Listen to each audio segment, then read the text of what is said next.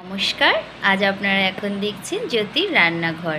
জ্যোতির রান্নাঘরে জ্যোতির মায়ের তরফ থেকে সকল মায়েদের জন্য শুভ নীল ষষ্ঠী।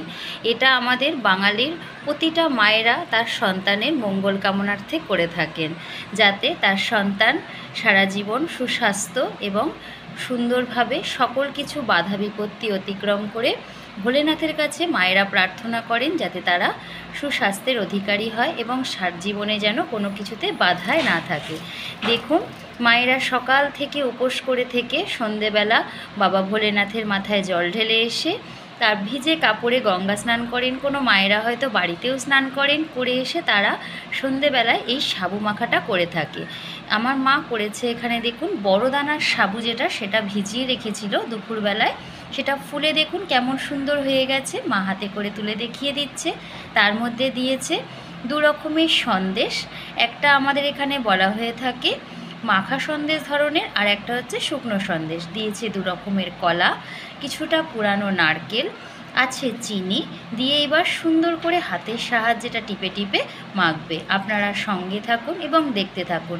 কারা কারা এই নীলষষ্ঠী পুজোটি করেন আমার কমেন্ট বক্সে জানাবেন, আমি খুব খুশি হব এবং জানতেও ভীষণ ভালো লাগে।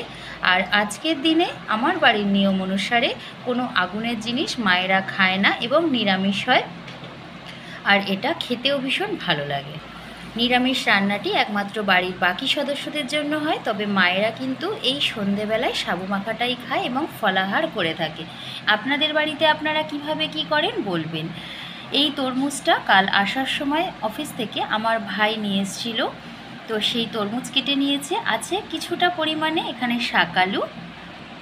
দেখুন, রাতের খাবার মায়ের এটা। তবে এই এতগুলো খাবার দেখে আপনারা অবাক হবেন না, মা কিন্তু এতটা খান না। হয়তো একটা কলা, এক টুকরো শাকালু, এক দু টুকরো হয়তো তরমুজ খাবে, আর সামান্য 2-3 চামচ মতন হয়তো সাবু মাখা খাবে। বাকি বাড়িতে যতজন সদস্য আছেন তাদেরকে দেবে সাবু মাখা ফল, আর পাড়ায় কিছু লোকেদেরকে দেওয়া হয়। ফিরে আসছি সম্পূর্ণ সাবু মাখাটা রেডি করে।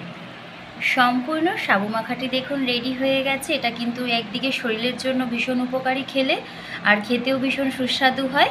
এতক্ষণ ধরে আমার রান্নাঘরের ভিডিওতে আজকে এই রেসিপিটি রেসিপি হিসেবে সাবু মাখা দেখার জন্য সকলকে অসংখ্য ধন্যবাদ। সকলেই ভালো থাকুন, ভোলেনাথের কাছে কামনা করছে আমার মা।